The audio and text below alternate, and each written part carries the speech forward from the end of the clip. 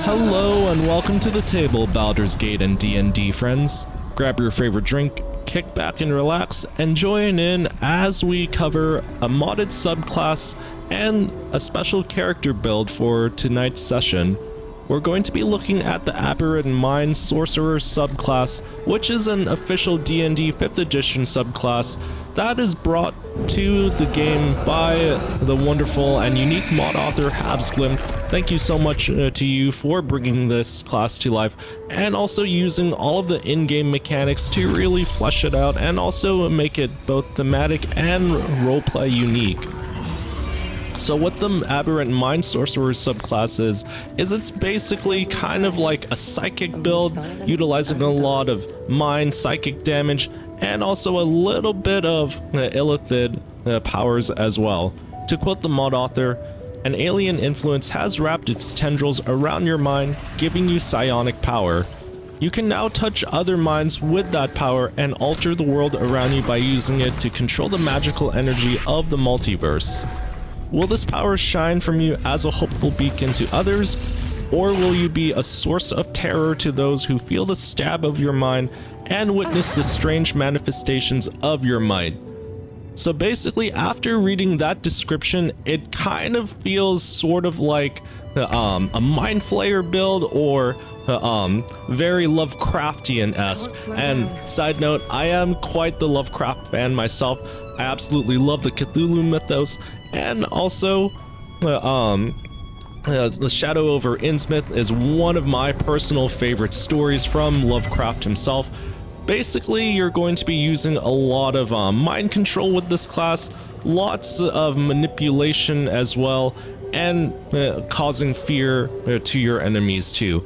I don't want to dive too deep into like the different features. I do want to cover them as we go through all 12 levels. And yes, to structure this video, we're going to go through all 12 levels of this class, picking out a specific race and also starting spells and abilities to really fit the roleplay theme of this, which is kind of like a master manipulator, mind control specialist, and also someone who causes terror. And in terms of roleplay and alignment, you would kind of lean towards chaotic neutral. Yes, I know that's what a lot of players will lean into, as like not being like super good and but also not being diabolically evil. This is definitely the type of spells that you could argue could be used for an evil-esque playthrough,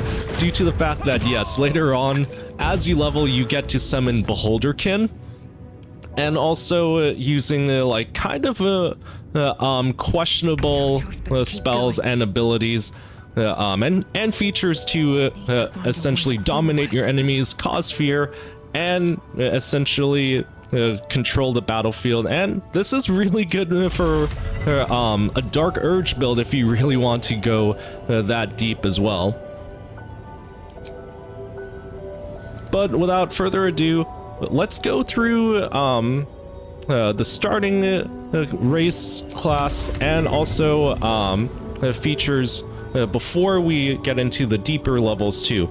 And as always, I know there's some of you in the community that really want to see like how this class will specialize with subclassing and also multi-classing specifically, and seeing how it synergizes with other modded classes or even with the vanilla base classes too. I do have plans on making separate videos for that. In fact, I do want to give credit to one of my viewers for showing me this specific mod. Apologies if I do mispronounce your name, friend. Noah DP lol. I hope I said that right. Thank you for pointing me out to this class. I do want to make a separate video where you mentioned that you were thinking about having an Asimar, which it is a modded race. We will be using other mods in this character build to really fit the thematic roleplay wise, such as Tiefling Compendium And also, you could potentially use Fantastical Multiverse 2 to get your ASMR build for this.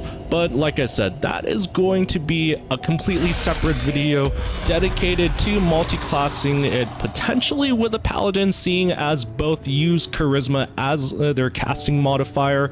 But without further ado, let's go through the beginning first level.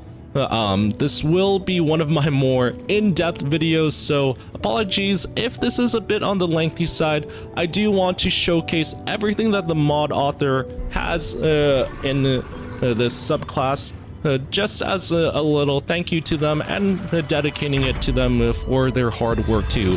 Everyone, if you are huge fans of casters or specifically mind control and illithid powers, please give this mod please check this mod out for yourselves, because it is definitely one of the more unique ones out there, and also just adds a whole bunch of replayability to Baldur's Gate as well. Alright everyone, for the starting level, we're going to choose not just one of the base tieflings of the game, but specifically we'll be using the Tiefling Compendium mod to complement this character build. So specifically what the Tiefling Compendium mod does is it adds all of the sub-races from 5th edition D&D, plus a few extra. There are 2 homebrew Tiefling sub-races that you can choose for this build if you really want to go the nitpicky, or not necessarily nitpicky, but specifically like choose your own cantrip, and also the type of claw for this.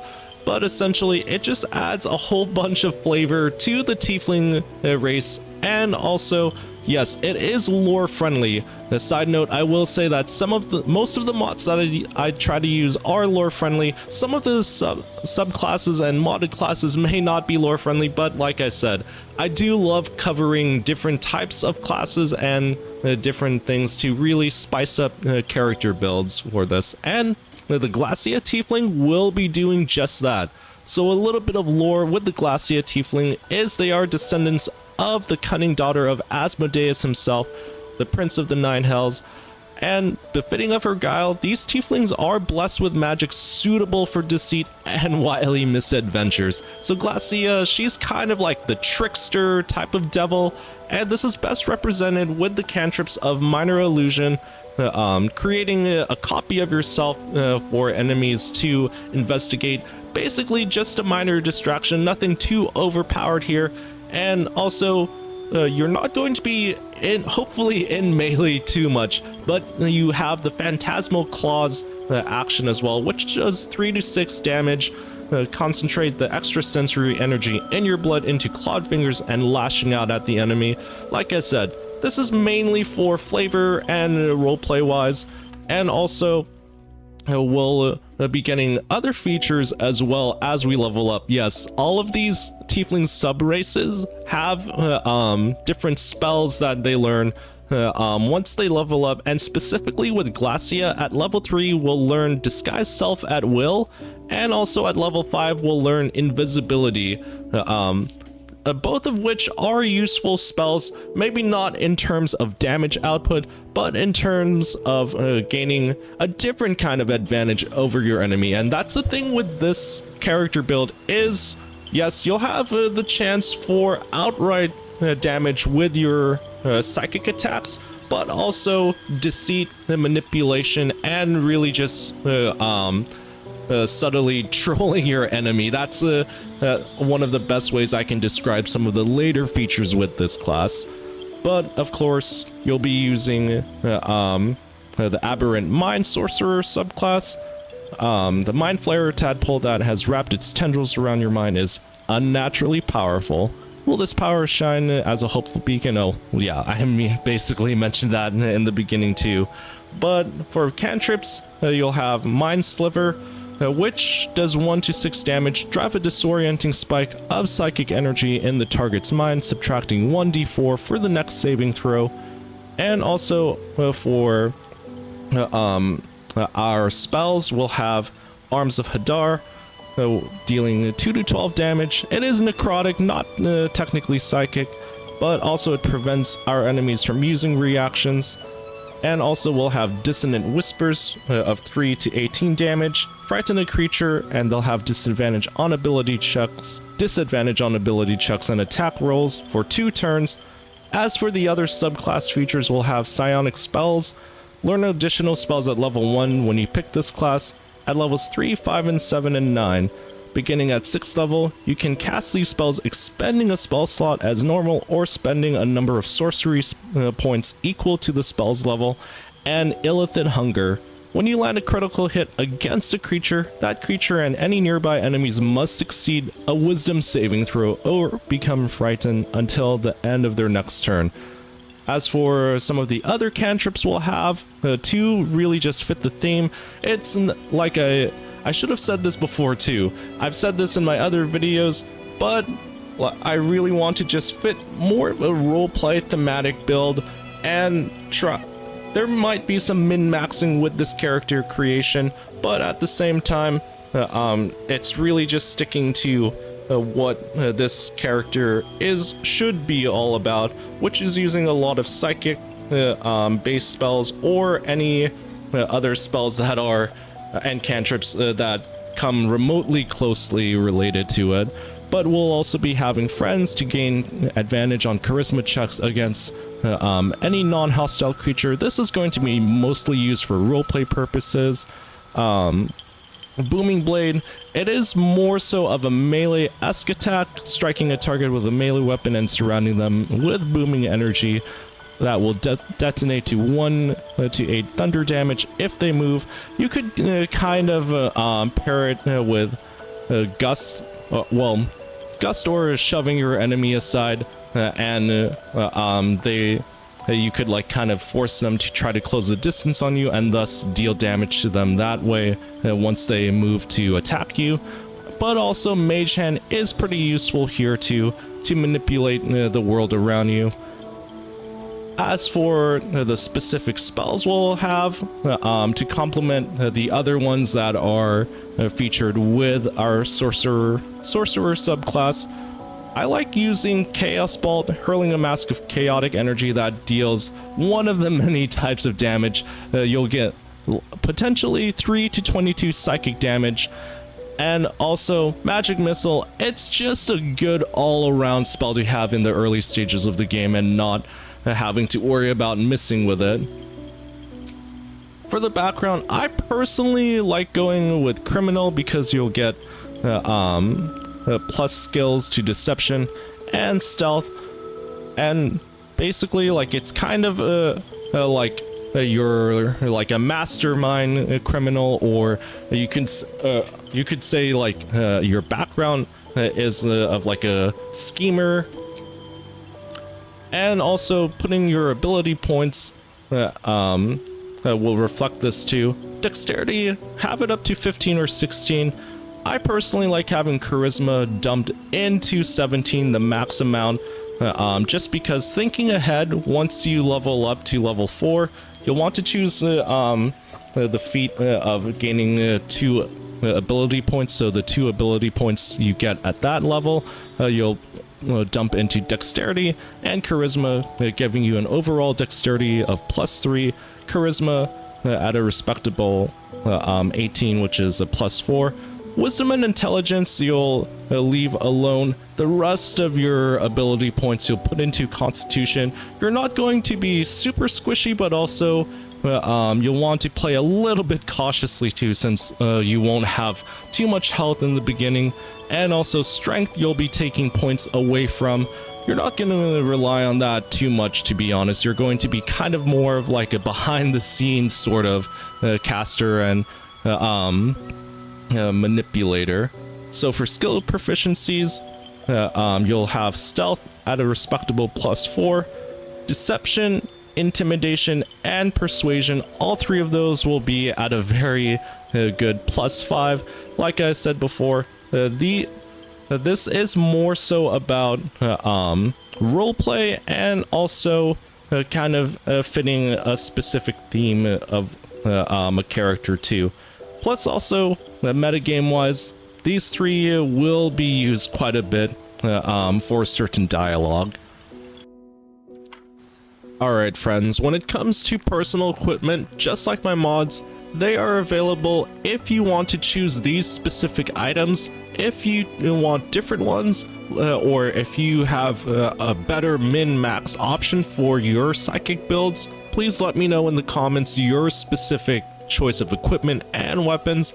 But for my personal choice to fit the psychic theme and also spells with this build, I decided to go with Circle of Mental Anguish for the headpiece, using Psychic Leech. When an enemy fails a Charisma, Intelligence, or Wisdom saving throw against one of your spells or cantrips, you regain 1 to 4 hit points. It's not that much, but it's a nice little reward for you succeeding on your spell attack. And also with Cloak of the Weave, you gain Arcane Enchantment, gaining a +1 bonus to spell save DC and spell attack rolls, and also the Absorb Element spell. Absorb elemental damage once per short rest, take half damage from the next elemental attack targeting you, and deal an additional 1d6 of that elemental type on your next attack. If you want to use that as a more offensive style cape, definitely go for it. But for a pretty good alternative and kind of more passive defensive style, Cloak of Displacement is viable. With displacement at the beginning of the wearer's turn, the cloak activates, granting enemies disadvantage on attack rolls that target the wearer. However, this effect only lasts until the wearer takes damage, so it gives you a little bit of breathing room.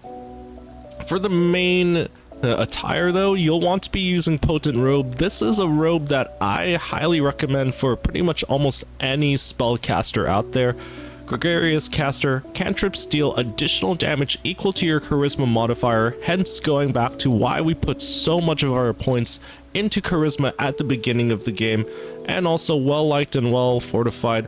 At the beginning of the wearer's turn, the robe activates, granting them temporary hit points equal to their Charisma modifier, again, rewarding us for putting so many points into Charisma in the first place, and a nice little +1 to armor class. For the specific gloves, I like using Gemini gloves. With Adroit Caster, cantrips targeting foes and allies can target an additional creature. The same target can be chosen twice, so it just adds a little bit more variety and also utility to your simple cantrip spells. And Shadow Step Boots, I personally like this one for the Shadow Teleportation cantrip, just because of the fact that it allows you to teleport to any unoccupied obscured spot, and also allows you to kind of make a little getaway. Definitely let me know if you all have personal preferences on replacing those Shadow Step Boots. For my personal playstyle of escaping enemies who do manage to close the distance on me, this is something that I personally like a lot.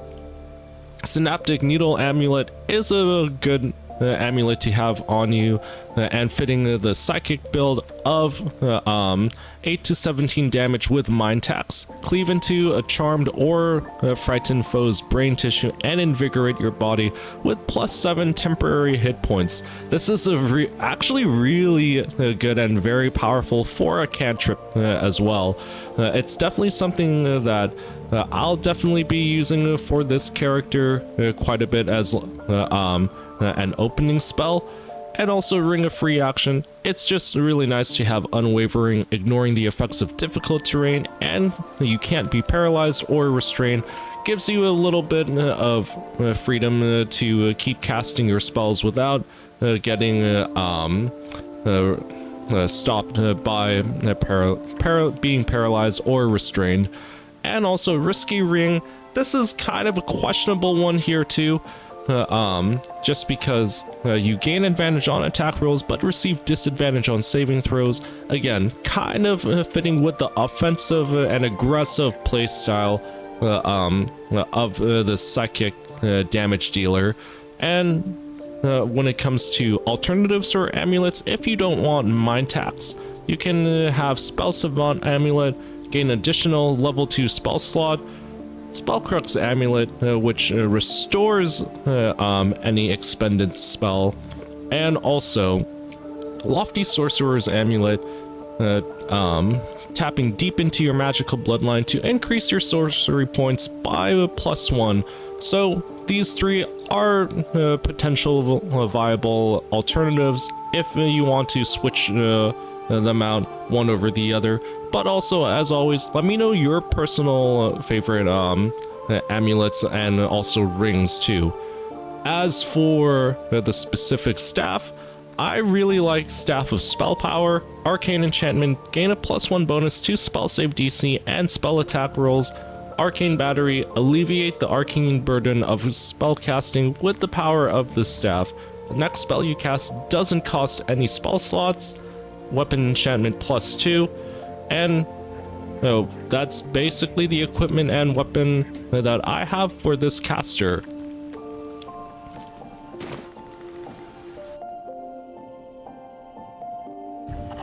Alright everyone, as a little side note too, I'm also using another mod that's called Servants of the Great Old Ones. This adds 2 Gazer servants and summons to help us in battle. It is technically for the Great Old One Warlock, specifically once you hit level 2, but also the mod author was so kind to make it available for all classes if you decide to choose to have these 2 little guys on your team. You get them by drinking a specific potion. I believe, yes, Potion of Insanity. It is, you might think that it is overpowered, but their attacks, I can assure you, are balanced.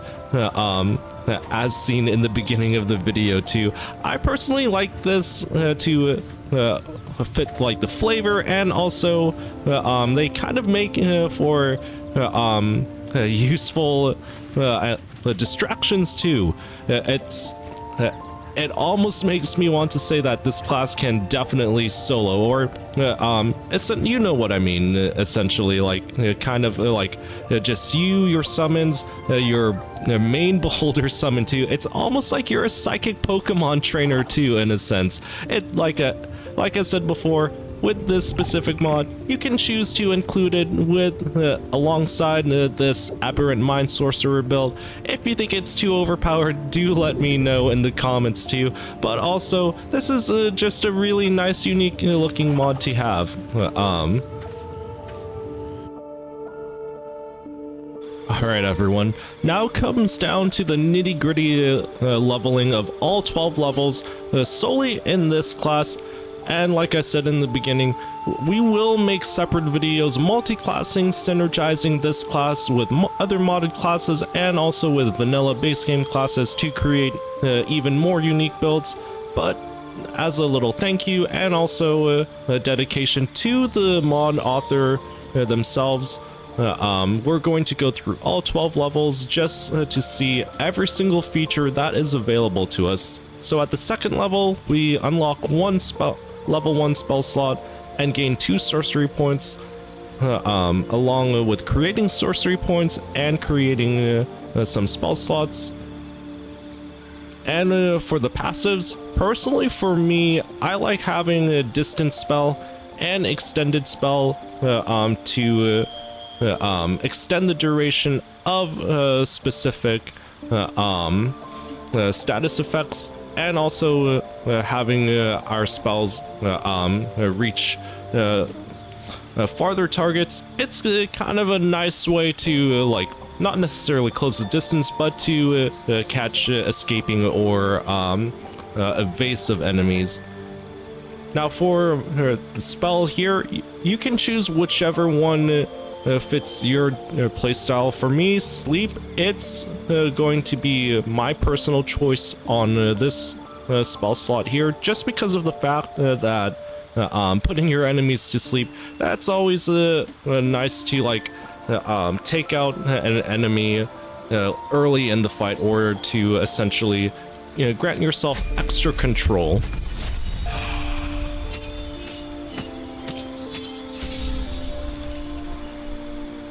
At level 3, we gain more spell slots and specifically a level 2 spell slot, more sorcery points, gaining a spell.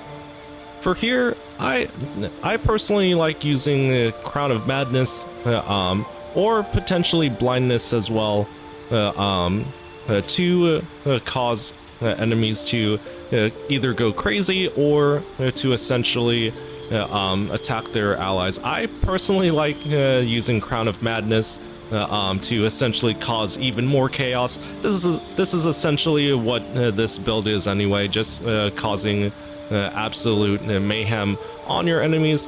As for the spell passives, I personally would probably choose either a subtle spell, casting spells while silence, just because of the fact that this is like a huge FU to anyone who decides to try to silence you. It's kind of like a nice get out of jail free card.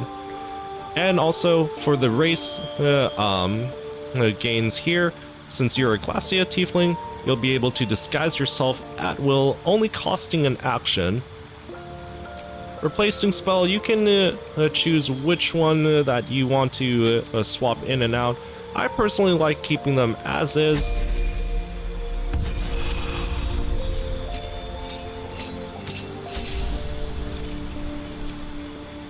Alright, for cantrips, you can choose whatever you want here. I personally would probably choose either Thunderclap or Sword Burst, or actually Gust could be very useful as well. It's kind of like push your enemies off the cliff spell cantrip.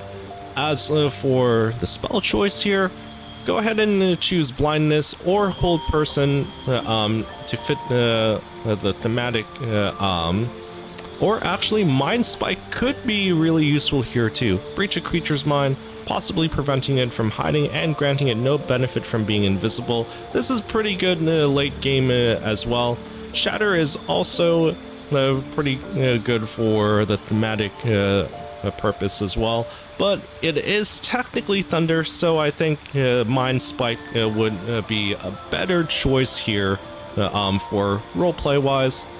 As for the feat, I personally would go with Ability Improvement, putting 1 point into Dexterity, giving you an overall +3, and also 1 point into Charisma, giving you an overall +4, and also increasing the potency of your spells and cantrips.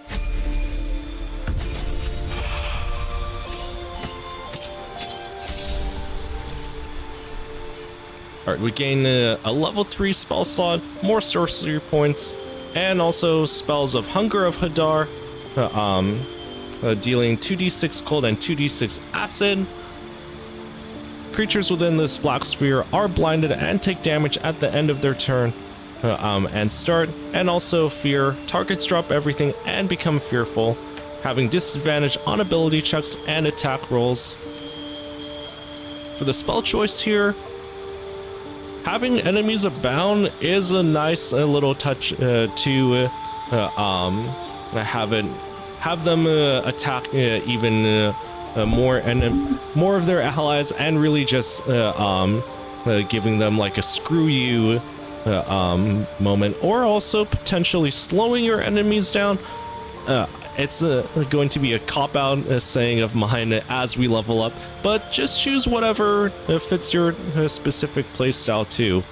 Counterspell is always a good one here too.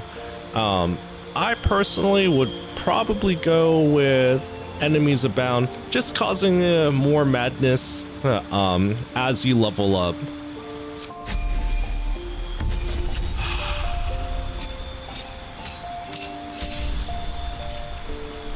Alright, let's take a look at the subclass features here too.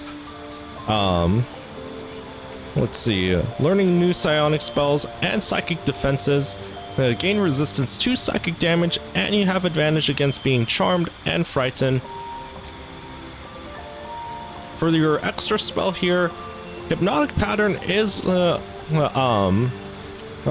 pretty good go-to here too, just causing them to stay there in place, although it is only for 2 turns. I kind of want to lean towards slow for this one too.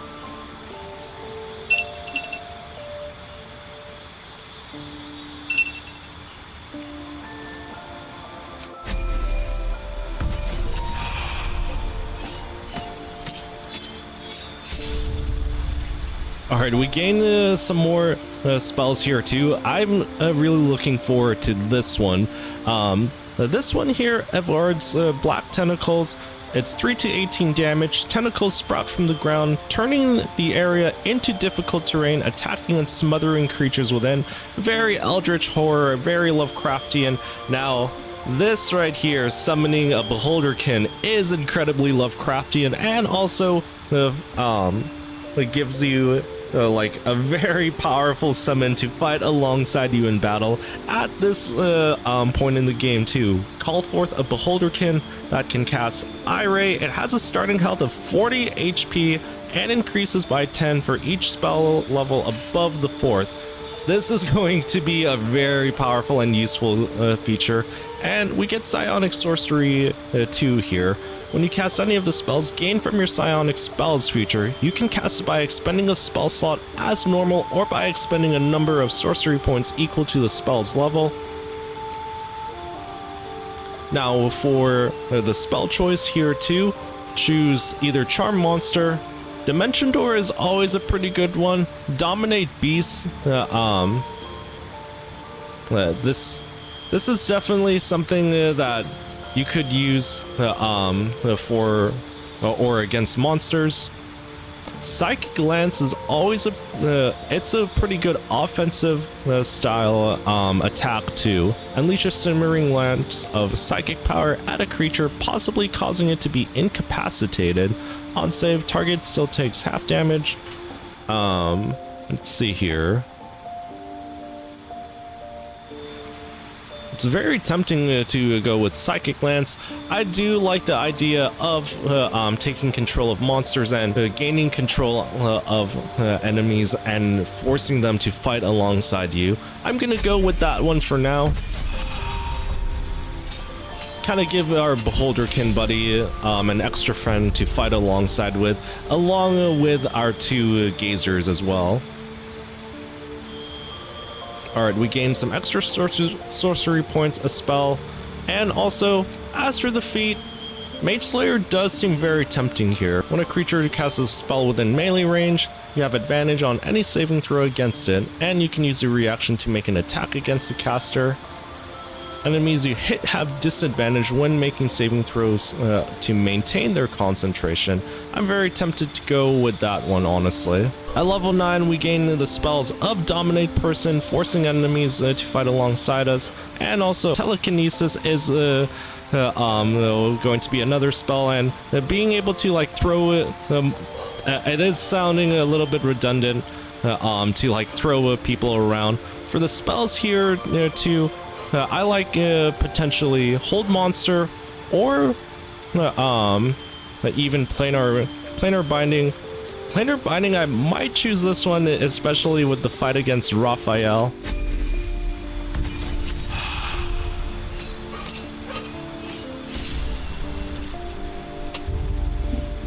At level 10, we just gain extra cantrips, spells, passives.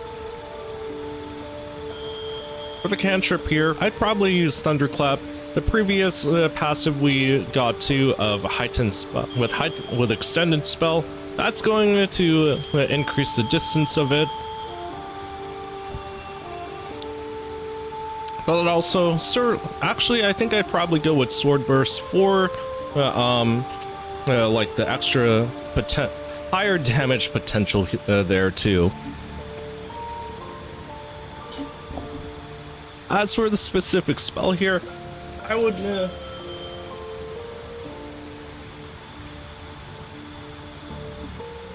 as for the specific spell here too, Synaptic Static is going to be very useful with 8 to 48 damage. Psychic energy explodes in an area, possibly causing creatures to subtract 1d6 from their attack rolls, ability checks, and constitution saving throws to maintain concentration for 10 turns. I'm gonna go with this one. It's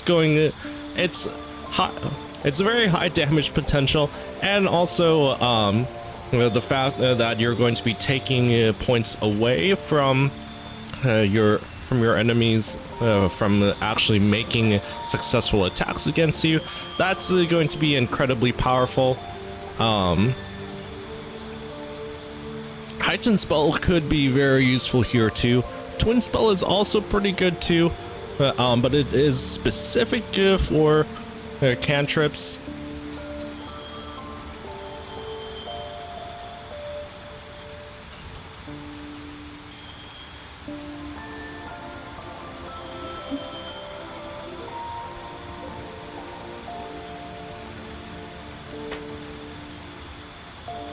Alright, and as for the specific passive, I personally like Quicken Spell.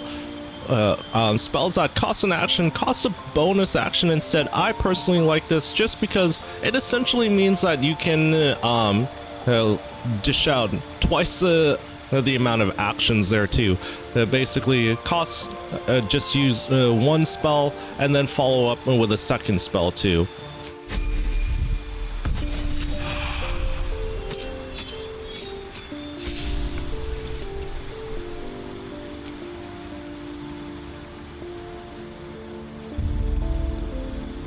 As for level 11, we gain an action of Revelation in Flesh. Unleash the aberrant truth hidden within yourself, gaining 1 benefit for each sorcery points spent. Aberrant Scrutiny. Entity's eyes have been transformed to give it superior dark vision and the ability to perceive invisible creatures and objects within 32 meters. Aberrant Slithering. Body has become slimy and pliable, allowing them to move through small openings and evade an attempt to throw or shove them. They can also spend 2 meters of movement to escape from restraints or grapples. I'm probably gonna go with that one, honestly. And Aberrant Flight. Entity has a flying speed of 9 meters and the ability to hover, ignoring surfaces and the effects of difficult terrain. That one is also potentially useful there too. For the specific spells, I kind of want to go with Mind Bite here. Disintegrate is very I think Disintegrate could be very useful here too. Shoot a tiny green ray from your finger. If the 50 to 100 force damage reduces the target to 0 hit points, it disintegrates into crumbly ash. That right there too. It's not necessarily thematic. Well, it's more force damage than psychic damage. Eye Bite could be potentially useful here too.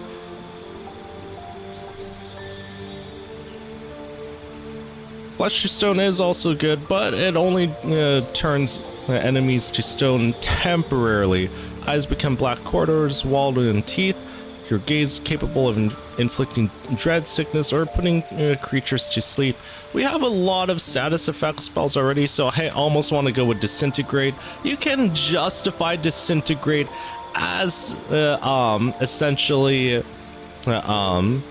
like using like your mind, or like using like an insane amount of psychic energy to break enemies apart.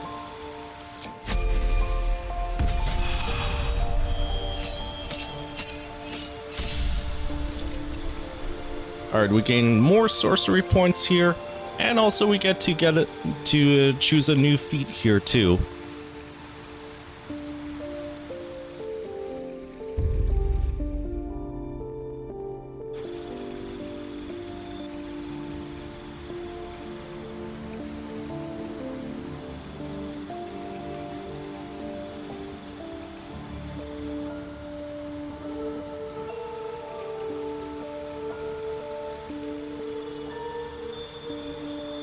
Alright, I personally would choose Hold Monster here to paralyze a creature. It can't move, act, or react, and within 3 meters when you attack it, it is always a critical hit.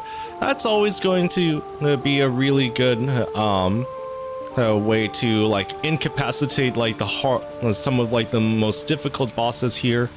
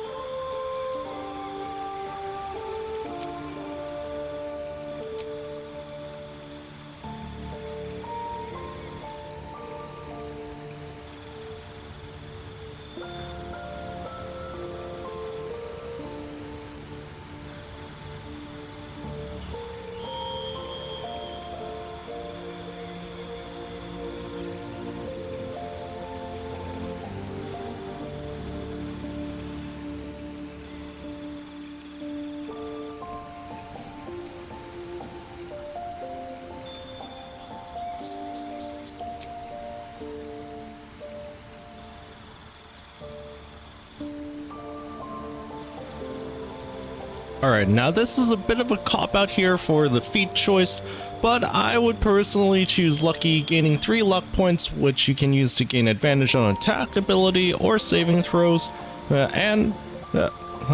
essentially it's, yeah, yet again, another get out of jail free feature here too. Gaining advantage on your next attack rolls or saving throw, or to make an enemy re-roll their attack roll. This is just overall something that I could really fit into any build.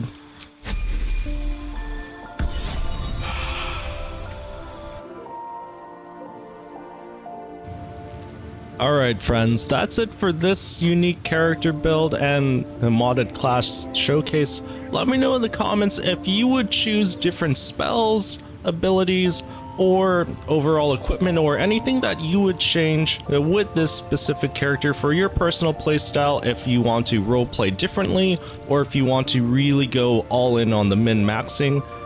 And also, there will be more modded subclasses well, modded classes in general, plus also different character builds in the near future too. Let me know if there's any that you would like to see me create, or any build requests that you would personally want to see on this channel yourself. And as always, if you love talking shop about all things Baldurs Gate, D&D, a bit of Warhammer and Elder Scrolls lore as well, remember to hit those like, subscribe, and bell icon notifications, and I'll save you a seat at the table for the next adventure.